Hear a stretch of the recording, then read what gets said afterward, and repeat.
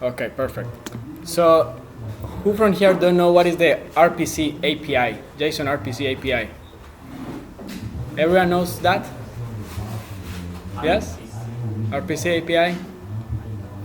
So normally when we are interacting with a blockchain, what's happening is that we are sending these RPC calls to the blockchain, like to the nodes, and then the node will return a value. But we are always communicating through this protocol of the JSON RPC API. So the RPC API is here. You can see, for example, ETH get balance, ETH get code. So when we want to get the balance of an account, what we are actually sending is this post request that says method ETH block number with parameters, etc. So yeah, at the end of the day, this is the language of how the nodes communicate, how we can interact with the nodes, sending these post requests. So that's the first thing to understand, like the whole thing of today, the whole thing about the plugins. So there are a lot of layer 2s, even layer 1s, like for example CK-Sync, Arbitrum, Starknet, and Polygon CK-EVM. And the issue with these blockchains is that they have a different RPC API. So for example, if you try to call ETH get storage add in Polygon CK-EVM, that will work, but then what happens is that Polygon CK-EVM has different methods, right? And then the question is how we can integrate these methods into JavaScript so we can interact with the other blockchains. So today I'm going to teach you how you can create let's say a SDK for Starknet, and maybe they already have one, I don't know, but you can create this tool for Starknet and then you can go there. I guess they should have some bounties or something. So that's more about the research about different projects to check if they are offering any, I'm recording, let me see, oh yeah, to see if they are offering any type of bounties for building developer tools, because what you are doing is building a SDK in JavaScript for the developers to interact with the Starknet, for example. So we are going to do that today. And for you to understand more about this is the raw JSON RPC request. So this is how we interact with the Ethereum or Starknet, for example. This is how we get the Starknet chain ID. Sending this JSON RPC call here. Then using the web3.js library, you can use this. But then if we create a plugin, we just need to use this. So basically, this is how we can create these plugin developer tools to go from JSON RPC requests to Web3 plugins. Is this part clear? Perfect. Okay, so actually I will just jump to the code. I will skip this Web3.js presentation. You already know a lot about Web3.js. So I will just go and I will create a node project.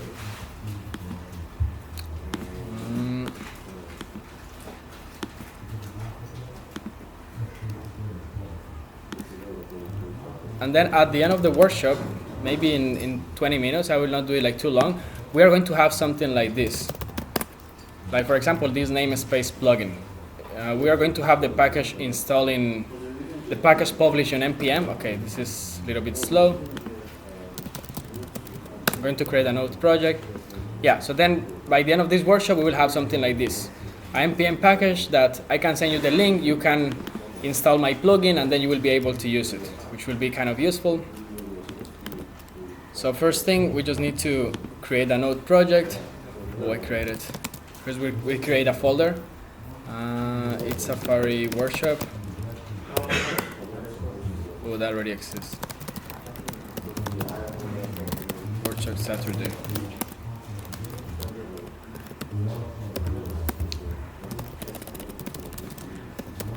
Okay, we create a node project. Wait, I need. Is there a charger? Yeah.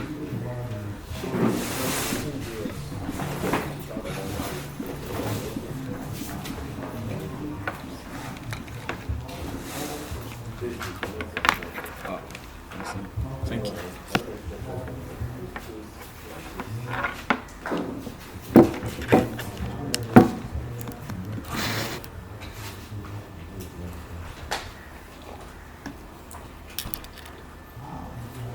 Perfect. Thank you so much. Okay, so I just created this node project. Then the first thing that I have to do is to install the Web3 library, npm install Web3.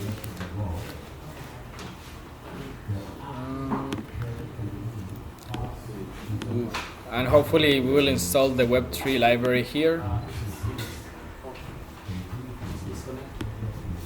What? What is connected? Back.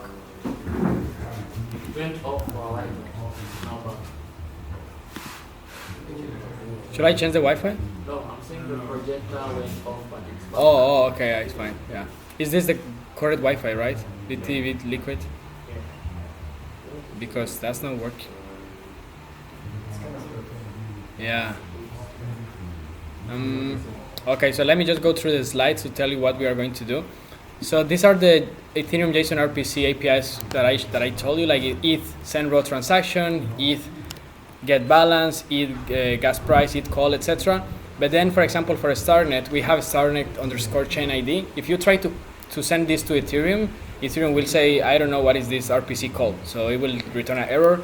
For CK, that was for CK Sync, they have CKS get fee params, and for CK EVM, Polygon CK EVM, they have this CK EVM is block consolidated. And they have even more, but this is the example of the ones that we are going to build today. This is taking a while here.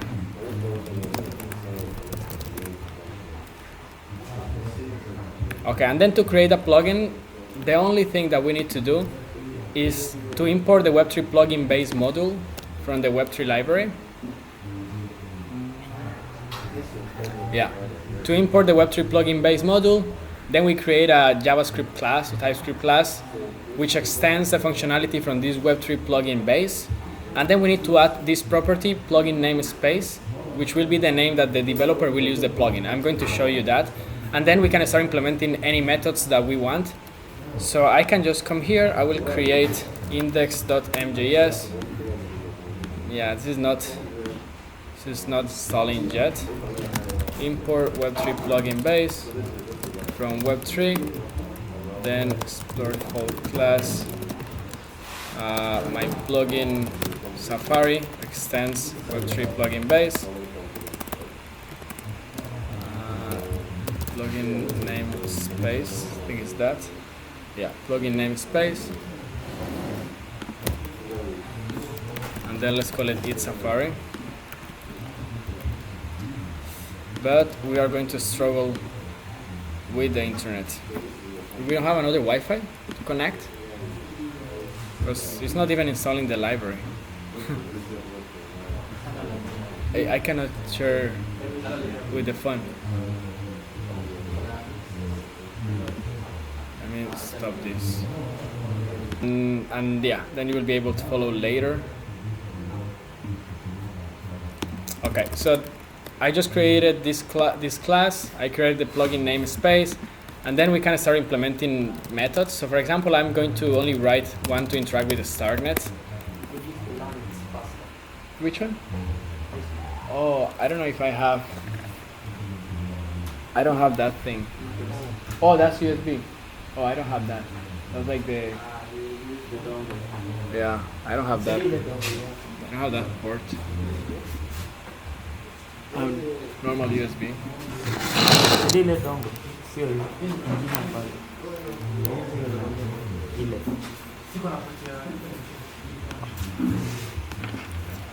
Okay, so what I'm going to do is to interact with the startnet. So remember that what we are going to do is to send a specific JSON RPC call to a startnet, which is called starnet_chain ID. Let me walk you through a little bit of this RPC API. So as you can see, we have here a lot of different layer 1s and layer 2s.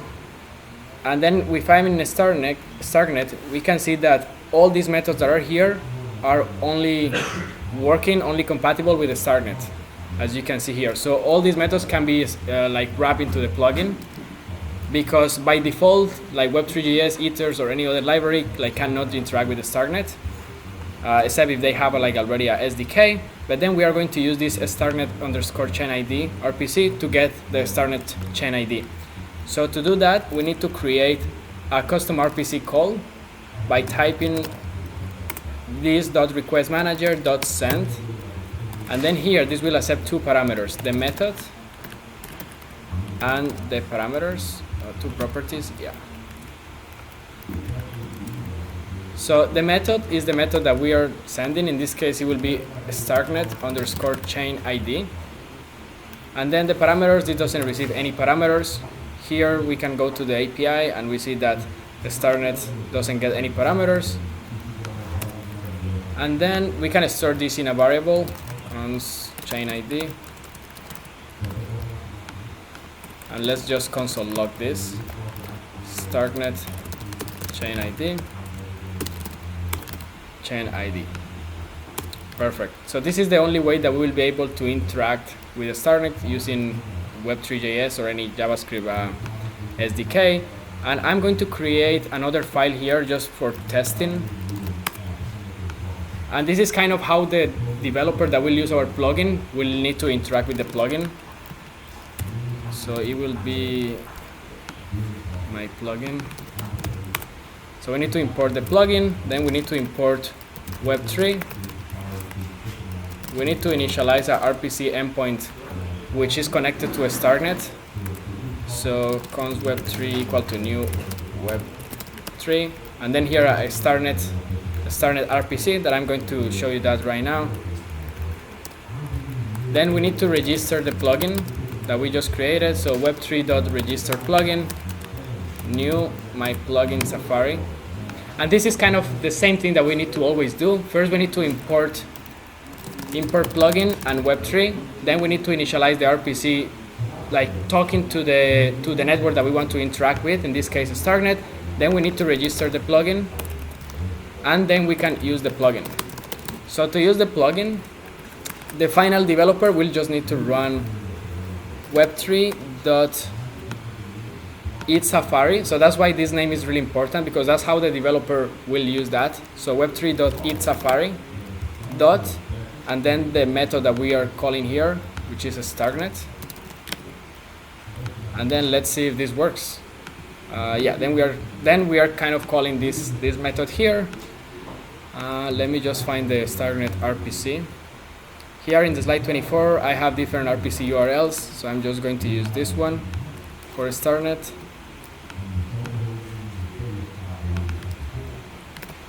Okay, and then let's see if this works. So node testing. Okay, and then we got a startnet chain ID. Oh yeah, you're able to see it. And this is the startnet chain ID. Now if I want to format that in a more beautiful way, so I can import the web3 utils package, and then I can just do utils.toBigInt and put this chain ID here. And then if I run this again, then we get the chain ID of a startnet. So right now we are interacting with the startnet, but if I remove this startnet endpoint, this by default is Ethereum mainnet. So what I'm going to do now is basically send this startnet chain ID to Ethereum just to show you what is the error that we will get. So right now we get the method startnet chain ID does not exist or is not available, because I'm sending this RPC call to Ethereum and then it's returning this error. So basically that's how you can create different RPC calls for different networks. It will be the same. I'm just going to do another one, maybe Polygon CK EVM. Yeah, to make it a little bit fast. So for this CK EVM, we see here all the different methods that are exclusively of Polygon CK EVM. So estimate counter, estimate gas price, get broadcast, etc. But then for this example, I'm just going to show you this is block consolidated. This is block consolidated returns true if the provided block number is already connected to a batch that was verified in the layer 1, in Ethereum in this case. So let's create another method here, which I will call Polygon CK EVM. And then we need to do the same. We need to send a custom RPC call. So to do that is this .requestManager.send. We open the parentheses and then the curly braces, method and params. So in this case the method will be CKEVM underscore is block consolidated. Is block consolidated. Yeah. And then for the parameters, we can come here and we can check that this receive a block number. the block number that we are going to check if it's consolidated in mainnet. So that will be here in the parentheses. Yeah, we can send here the block number. So I'm just going to add these parameters here, block number, and then block number. We are going to store this in this variable, and then I'm going to print that here. Console.log, block number is consolidated.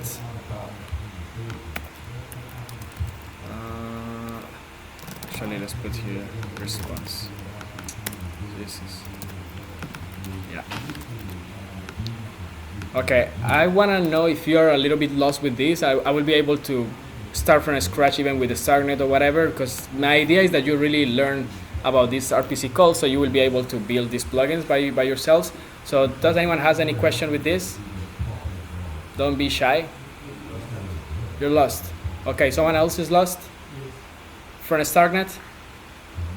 Okay, so let me go back to StarkNet. Because the issue is to understand the RPC API. Do you know what is the RPC API? Like, you understand that clearly or not 100%? The RPC, do you understand that? Okay, so as you know, all these methods here are from a StarkNet Node API, or StarkNet IPC API as well. Yeah. So to interact with the StarkNet, we have these methods, right? The StarkNet underscore get transaction by hash, get transaction receipt, get class, etc. So all these methods are only live in a StarkNet, right? Is that clear? And then what we are doing right now is creating a plugin that can interact with these methods in a StarkNet. So creating like a SDK for developers in a StarkNet, because the only way to get the chain ID of a StarkNet is sending the raw RPC calls, which is this thing that you see here. But then what we are doing is wrapping this core request into a JavaScript plugin, which is web3.js. So someone can like install this package and then they can use it. So what we are doing is just putting these different API calls into the plugin. So what I did here with the StarkNet is just sending a RPC call. So this RPC call is this one. It has a method, and the method that I call is the StarkNet chain ID. But if you want to call a different one, for example, estimate fee, so we just changed here the name of the method. And then now we are estimating the fee. But then estimate fee will receive other parameters that will be all these different parameters that you see here. That's why I just choose like simple ones, so we don't get like too deep into the implementation of that. But if we check, for example, get block with receipts, what we need to send is StarkNet underscore get block with receipts, and then the parameters latest, and then we will be able to interact with that. Actually, let me do that. Add this one here as well. Okay, let me comment this, and then I'm going to create. This one is a StarkNet chain ID, right? And then I'm going to create one, a StarkNet block with receipts. And then what we need to do is to send this RPC call, which is called a StarkNet get block with receipts, right? But then to do that using web3.js inside the plugin, that's why we need to type this dot request manager dot send. We always need to type this by default to send the RPC calls. And then this will receive the two parameters, which is the method and the parameters, these two properties. So method, in this case, is a StarkNet get block with receipts. And then the parameters, we can just send latest here. And this is how we send RPC call to interact with the StarkNet with this specific method. Is this part clear? Yeah, and then here we are sending the chain ID. So we are actually creating a plugin for StarNet to interact with different RPC calls that are not living in Ethereum, only in StarNet. So let's just store the result of this in this variable, result, and then let's print it. Block with receipts, and then result. And now we can just test it. So this testing is how the final developer will use our plugin. So in this case, I have StarNet chain ID, and then we have the other one that is a StarNet. I forgot the name. Block with receipts. So is this part clear? Like basically what we are doing is just creating these custom RPC calls here, and then the final developer will use this method here. Is now this clear? I can go back and explain something again. That's fine. It's good? Perfect, yeah. The most important is that you learn about this today. So then if I run this, remember that I need to initialize here a StarNet RPC endpoint, because then we are sending this RPC to Ethereum and we are going to get an error. So I'm just going to put this here. And then if we run this, we got here the StarNet chain ID first, and then the block we received. This is the latest block of StarNet, and then you can see all the different things that we got from this object.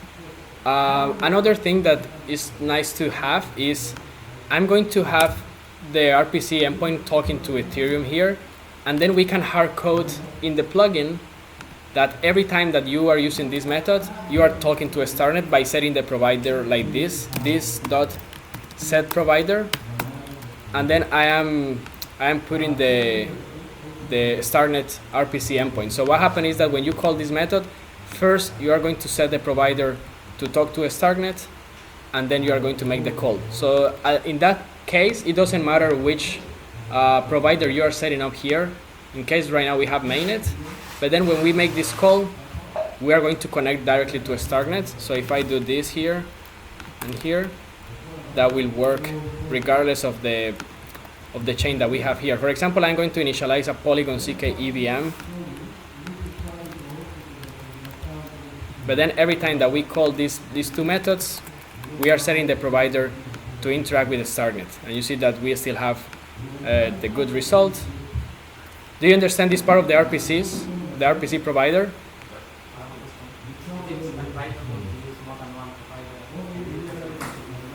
It's actually not, I wouldn't even advise to set the provider here, because then what if this node, this RPC endpoint goes down, right? So normally this is not the best practice, but anyway, I'm showing you that because this can, like for example, if you are doing a hackathon, it doesn't matter if you hard code the RPC. If you are doing something for production, then you shouldn't do this. But for a hackathon or something like that, I will say that yeah, you can do this, and I don't really know if you should.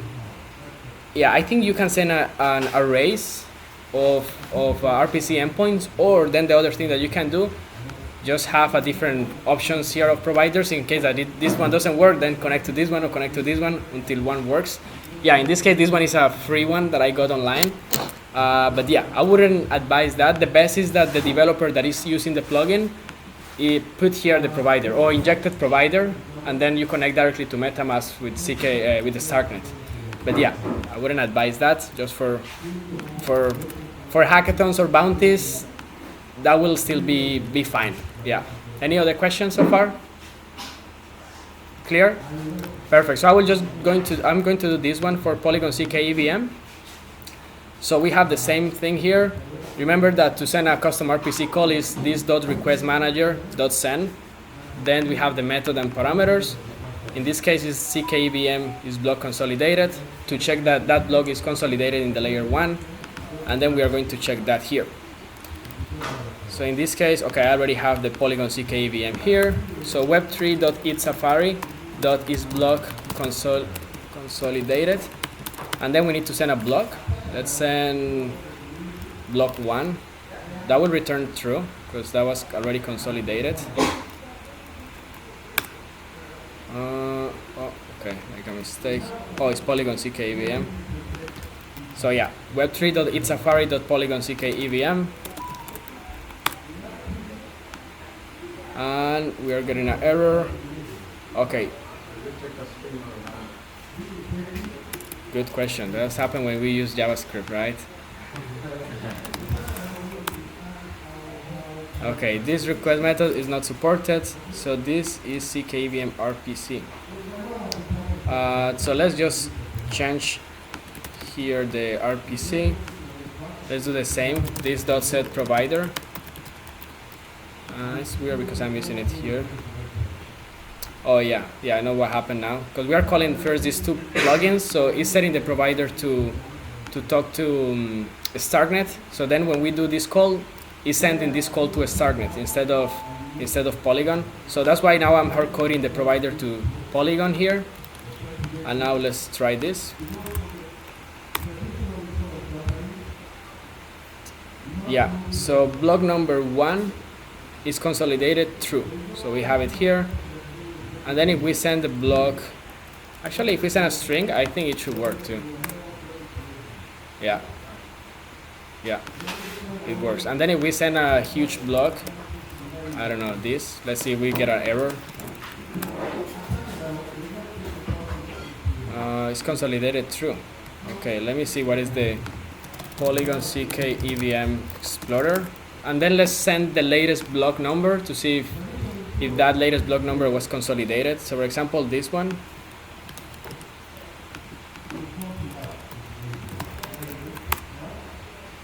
Oh yeah, so block number 159 blah blah is consolidated false because this wasn't verified in the Ethereum mainnet yet. So as you can see right now, we are interacting with two different networks here with the StarkNet, and then Polygon CK EVM with different RPC APIs.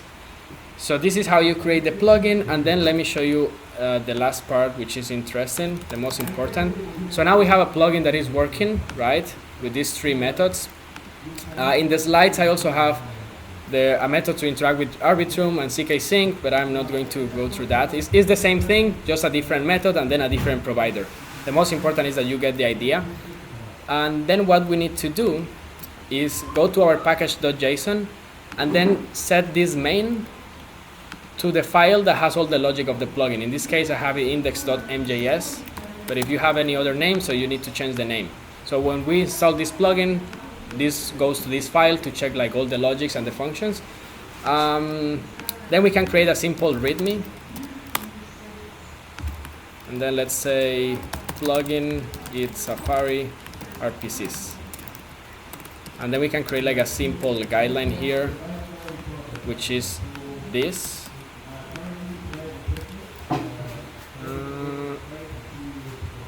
Yeah, which is this. Okay, so I just created a README with this information. Then what I'm going to do next is I will type npm publish. And then we just publish the plugin. So we can go here to npm.js.com/ETHSafari-workshop-Saturday. The name of the plugin is here in the package.json. So you can also change the name, and then it will be that name in the package.json. So as you can see, I just published the plugin here. It's Safari Workshop Saturday with this little README here that you see here. And then if I want to install it, then I can just type this npm install ETHSafari Workshop Saturday, and it will work. If you want, I can just do it really quick just to show you. Test plugin.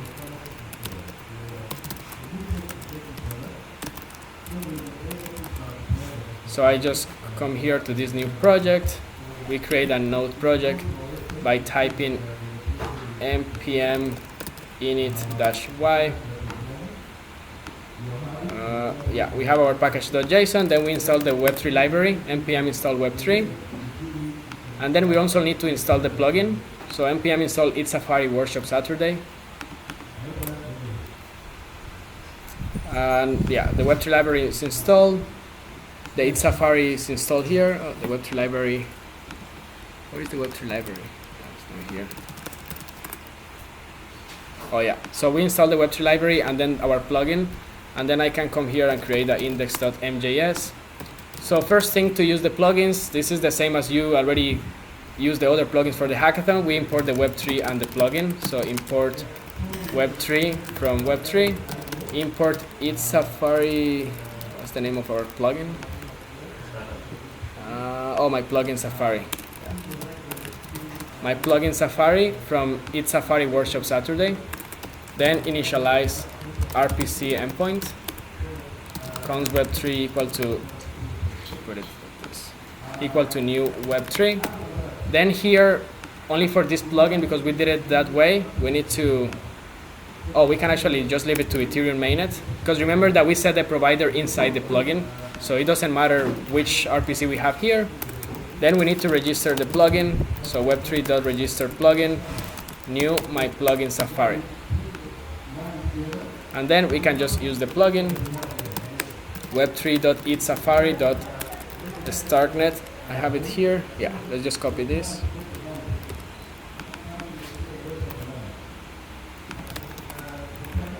And then let's run this node index.mjs, and then it's working from this new project. As you can see, a starting chain ID, block number consolidated, and block with receipts. And then that's how the final developer will be able to install our plugin and then use the plugin here as well. Any questions with this? Yeah. Like when you created the my plugin Safari, you already are devoted with set up plugin. What do you use again? What we use what, sorry? When you created the package, it already had the dependency of Yeah. inside the package itself. Yeah, here, right? Yeah. Yeah. In the index.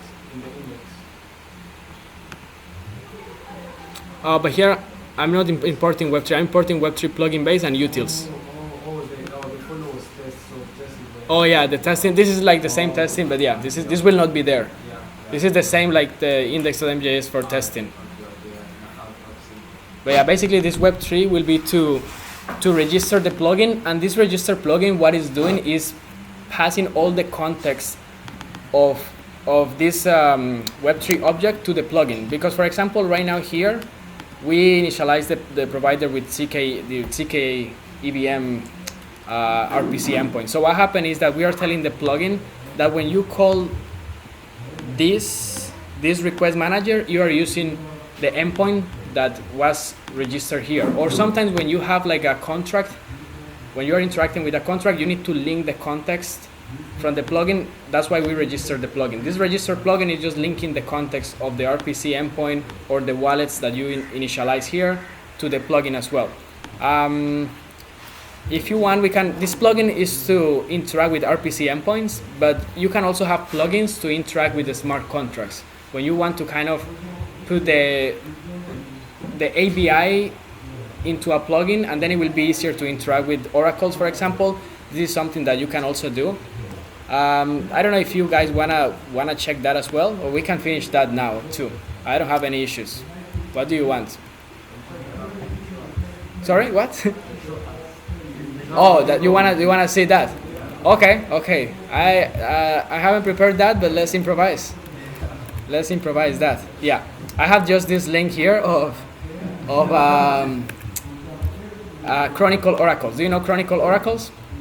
It's like Chainlink.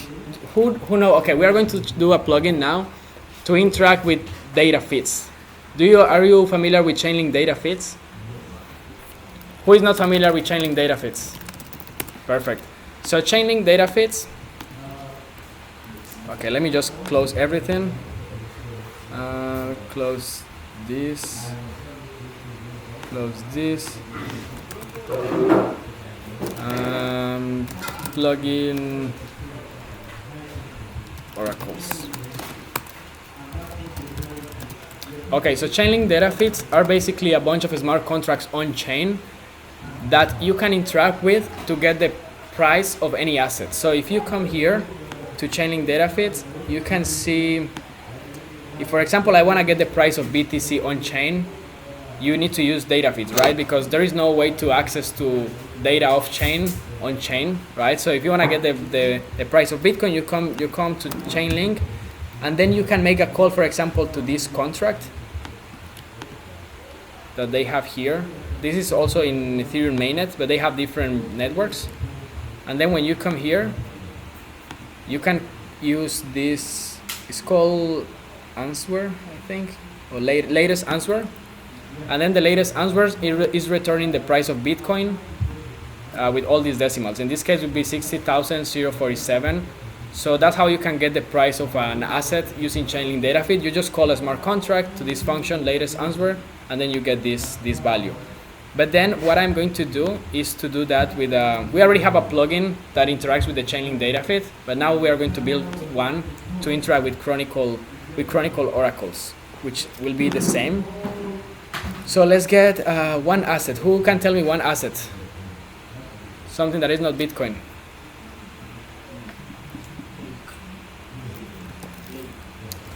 Link. Okay, so if you are going to use Chronicle oracles to get the price of Link in USD, you can call this smart contract, and then let's see to which function. I guess latest answer 2. Okay, and then we get this huge number. The tricky part is that for sure they have it somewhere to tell you how many decimals, like, or digits you have, because then we don't know what is the price of this, 1.1 or 11.3 or whatever. So link to USD, I think it's okay, it's like 10. Okay, so I would say, yeah, 1140. So then we can, in this case, we know that the price is 11.38, right? So we know that it has only 2 digits. So okay, let's create a plugin. Then let's create a plugin to interact with Chronicle oracles. First thing, install the Web3 library. Then I'm going to create the plugin, import Web3 plugin base from Web3, export default class, ETHSafari, let's call it Chronicle. It feels like that. Chronicle extends Web3 plugin base. Then remember the plugin namespace. In this case, let's call it ETHSafari 2. And then we are going to create a method to get link price. Okay, so to get this get link price, we need to initialize a contract because we are interacting with a contract, right?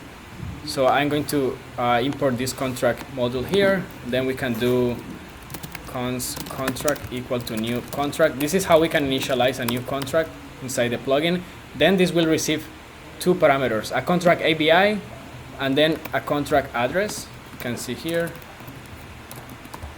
And then the contract address here. So for the contract ABI, then we need to come here and check the ABI of this contract. To get the ABI of a contract, you can come to the Sepolia Ethereum scan. You can scroll all the way down and you will see the ABI here. So I will just copy this. They have the same ABI for all the different price feeds. So it will be the same ABI for this one, this one, this one, etc. So we can use only one ABI for all the contracts. So ABI.mjs. Yeah.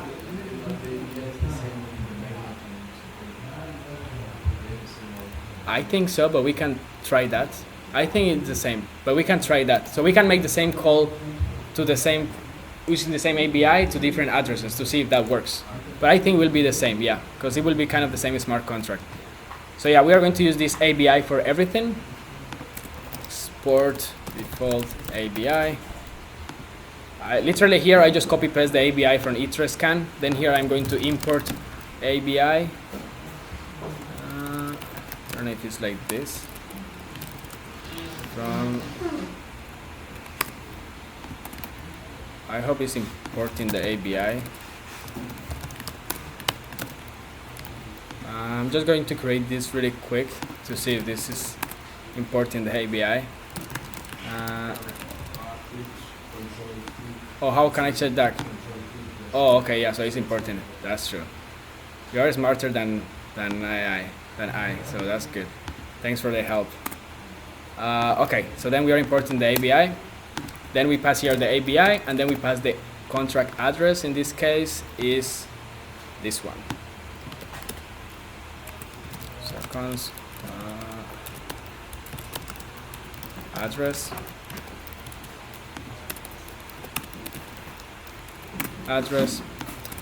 and then when we, okay, let me comment this, initialize contract, and then we can make the call to the contract, call contract. To call a contract, we just need to type the contract instance, so contract.methods, and then the method that we are calling. In this case, the method that we are calling, remember that is called latest answer. This latest answer,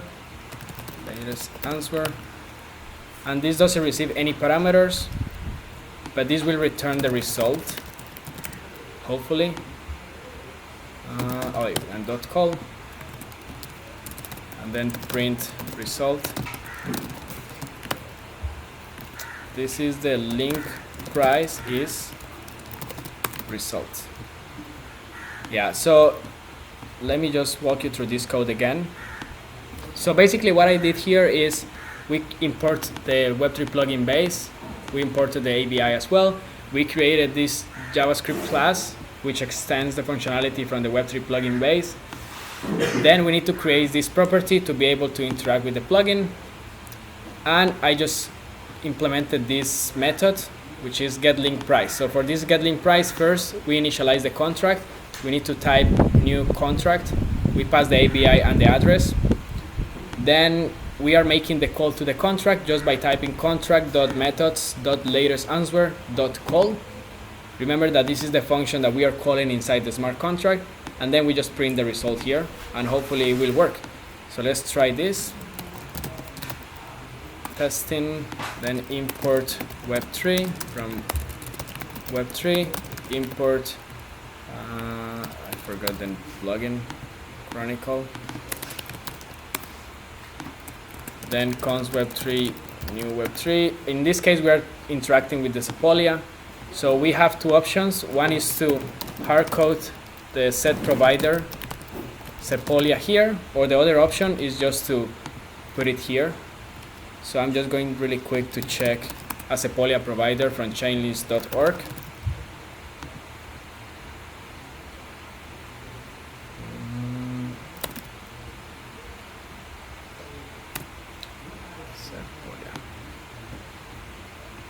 There are a lot of Sepolia, so make sure that you're getting the right one. Sepolia for Ethereum mainnet, which is this one. Then I get this RPC endpoint, I put it here. We register the plugin, new Chronicle, and then use the plugin will be web3.ETHSafari2. Remember that this name is the name of the plugin namespace here. And then the name of the function, in this case get link price.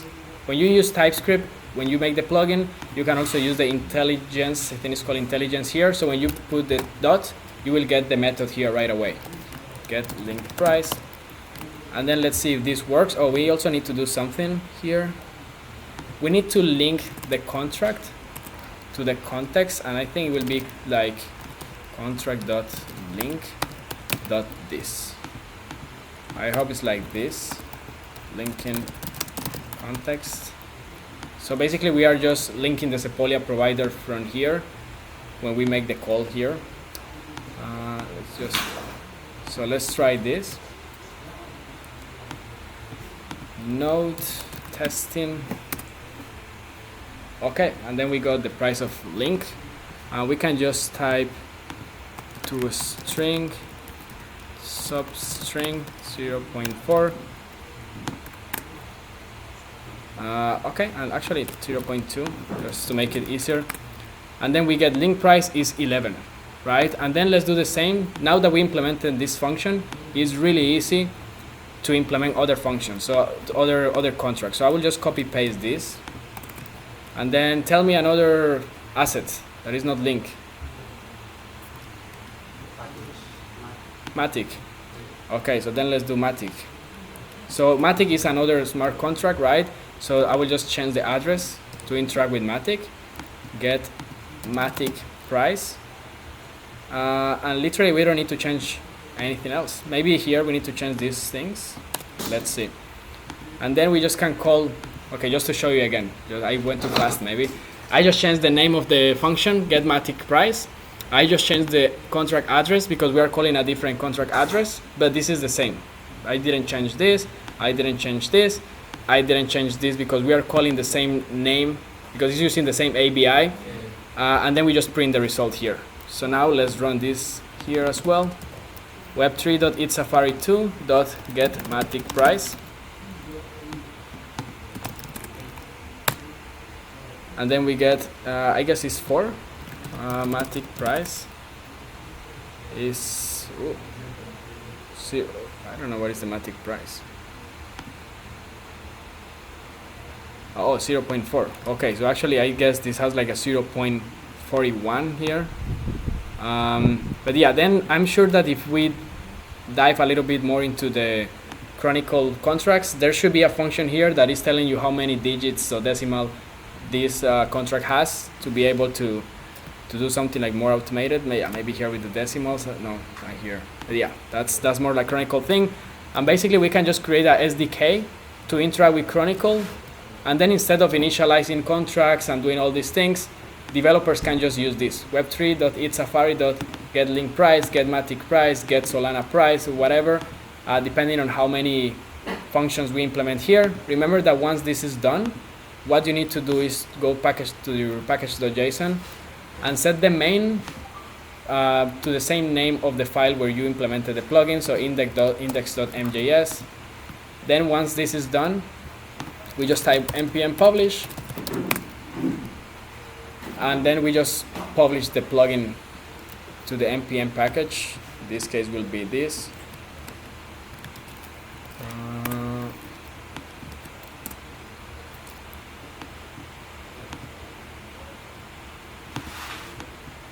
And yeah, it's taking a while, but yeah, it should be here. I don't know if you have any questions with this plugin. Oh yeah, it's here. I didn't create any readme, that's why this is empty. But yeah, you can see that I published this a few seconds ago, and then you can import this plugin, install the plugin like this. And then yeah, the only thing will be just to get all these addresses into the plugin, and then literally will be, or maybe we can, okay, your question about the testnet and mainnet, let's try that. So right now we are interacting with testnet, but then let's interact with, where are the testnet addresses? I don't know. Chronicle mainnet address. Oh, I don't know if Chronicle, I will assume they are already in mainnet.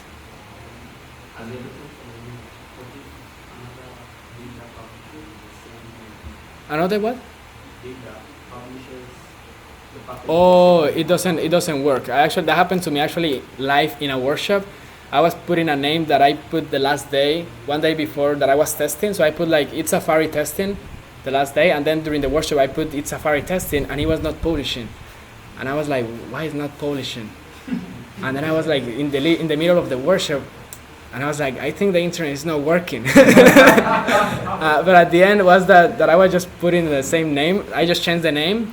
So yeah, just put the name, let's say 2, and then you do npm publish, and it will work. But yeah, that happened to me in ETHSafari, but yeah, then I learned that day. Yeah, do you guys have any questions? Let me see if I can get Chronicle mainnet addresses. I don't know if they are not in mainnet. Yeah, because all of the, Genesis, Mantle, Base, Arbitrum.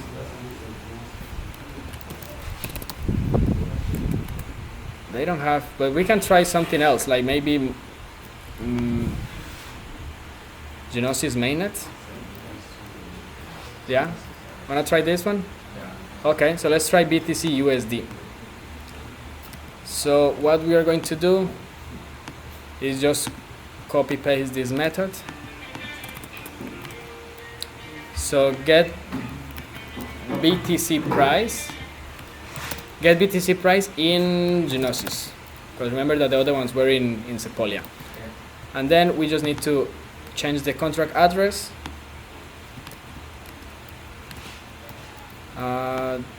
Okay, here what we can do is to set the provider, and instead of linking this, let's see if this works. Yeah, this dot set provider. And then we need to send a Genosis RPC endpoint. So we can come here.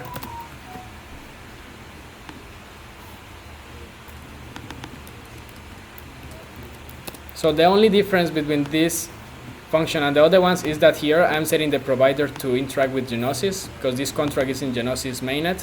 Then we are linking the contract to this provider. Then we are making the same call. And yeah, and this was Matic price, and then BTC price on Genosis. And then let's see. So we just type web3.ETHSafari2 .get BTC price in Genosis. Actually, it should be on Genosis. And then let's see if this works.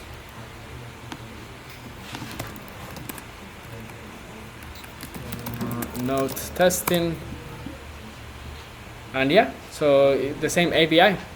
So now we see, okay, maybe we can just do this formatting here. Dot substring 0.5, and then yeah, we get BTC price on Genosis is 59,997, and that's how we can create a plugin for Chronicle oracles, or literally any smart contract. In this case, it's just the oracles of Chronicle, but you can also do this for other. For example, you can create a plugin that can facilitate the Uniswap contracts, because if you want to create like liquidity pools and everything, you can come to Uniswap. They have different contracts to interact with for the routing process and all these things of creating liquidity pools and adding liquidity. So you can literally do the same, but they already have SDKs. I guess it will be something similar. But yeah, that's how you can create these developer tools. I recorded all these things. I will publish this on YouTube and on Twitter. I don't know if you have any other questions, something that you want to try, something different, and we can see. But yeah, any questions? Was everything clear? Yeah. I'm actually new to the JavaScript, so I was wondering, can you also do the same thing to your own parent contract? Because you don't want to imply. Yeah. So you can do the same. The only difference is you will need to have the contract address of your contract, right? And the ABI of your contract. In this case, we have the ABI of the Chronicle oracles, which is the same. But yeah, then if you create a ERC20 token, you can get the ABI of the ERC20, and then you initialize that with the ABI and the address, and then you will do the same. And the only difference will be to, instead of latest answer, you do the method, you put the method that you want to call. If you have a method that is called, I don't know, do something, decimals, name, or whatever, you change the name here, and then you are doing the same with your contract. In the production environment, is it that the best way what to do, like, for you to interact with smart contract? Can you put it, because I noticed that Chronicle do the same thing, like in your own, like in the actual project itself, just create a file and implement the same thing, and then just call the function that you can the test with APIs. Is it advisable to put it through, like, create a plugin and then deploy it, and then you can actually interact with the plugin? Use the plugin in your dApp. Now, yeah, the production environment. Yeah, actually, that's if you make a good plugin, yes. Because actually, we have a lot of plugins, and that was the main thing of this hackathon. That's why we give like $6,000 in prizes, because we have some plugins that are really good, like namespace plugin, CK Sync plugin, and Swisstronic and Aura. So all these plugins are made in the same way that I just show you, just like a little bit more complex. Yeah, that was part of the bounty. Just by using the plugin in your dApp, you are eligible for the bounty. So if you come here to the Web3 ENS and you come to ENS plugin, you can see that they have this, but a little bit more complex. So they have a Spur class ENS plugin extends from Web3 ETH plugin base, and then the same thing here. Plugin namespace, all the different methods here. But yeah, all these plugins are made in the same way. And you can do a plugin for your own contract or whatever. That's actually a really good use case too, because then you can provide like a SDK to interact with your contract in JavaScript in a really easy way by writing 4 lines of code.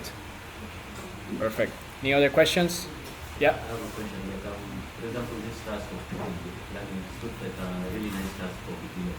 So, like, which is the best platform to do for such kind of gigs, and also which are the best networks to start with to build the network? For example, I'm creating something, you have to find that network already has a similar plan. So based on your experience, which are the best networks to start with, and which platform can we find customers? That's a good question. I think, yeah, I don't really have an answer for that because that will be actually maybe a starting projects. Like maybe I wouldn't go to Optimism or Arbitrum; they are already too big. But then you can go to a smaller layer ones, layer twos. I remember I don't have the name of that project on top of my mind, but there was a project that I met in ETH Bucharest in Romania, and what they did, they were just giving a lot of bounties for people to build developer tools for their own project. And I was thinking, oh, maybe building a plugin will be good, but yeah, I got busy, I didn't do anything. But it's just about maybe trying to get these projects that are just starting, because when they are starting, they are trying to have a lot of developer tooling, so developers can get attracted to their projects. So yeah, I wouldn't go to these big players, and I will just try to research some other smaller or medium projects, and mainly layer ones, layer twos, that maybe have different RPCs than Ethereum. Because if they have the same RPC than Ethereum, there is nothing that will change. You can just use web3.js. So maybe just trying to find this different implementation, a little tricky thing. For example, a really good use case is Arbitrum. What happened with Arbitrum is that Arbitrum is like 100% EVM, right? Like they don't have any other implementation, but they have something called node interface reference. And this thing is all these different methods that you see here are stored in an address that is the 0xC8 that you can only call via RPC calls. Like you cannot interact with this as a smart contract, like interacting from a smart contract to a smart contract. So this is a really good specific use case as well, creating an SDK to interact with the node interface of Arbitrum. Because then you need to do, I have this in the slides, but I didn't do that one. It's literally the same. You need to do a method eth call, but then in the parameters, we are interacting with the 0xC8 address, as you see here, and then we are calling the nitrogenesis block function, which was this one, nitrogenesis block, and then these functions return the first block produced using the Nitro code base.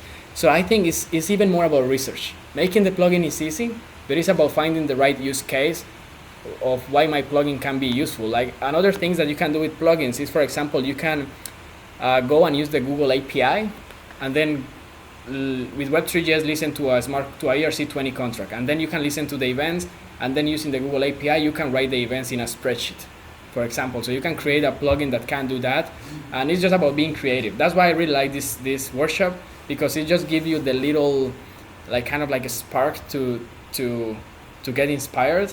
And then you can just do your research with your free time, go to explore bounties, explore hackathons.